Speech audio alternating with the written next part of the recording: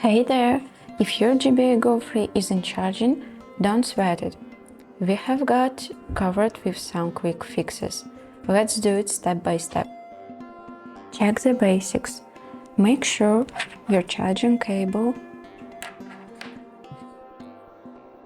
device charging port, power surge and adapter are all in good shape. Clean the charging port. Use soft brush or canned air to clean any gunk from the charging port. Power cycle. Turn off your speaker by pressing the power button.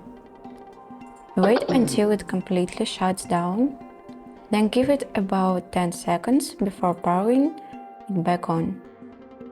Reset the speaker.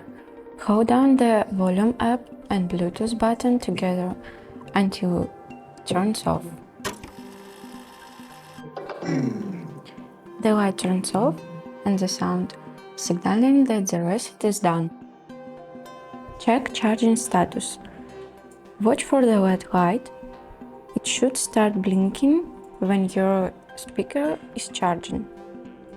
It usually takes about 2.5 hours to fully charge. Thanks for watching. You will find more tips for your speaker in the playlist. If you enjoyed this video, hit subscribe so our channel pops up first when you search for a solution.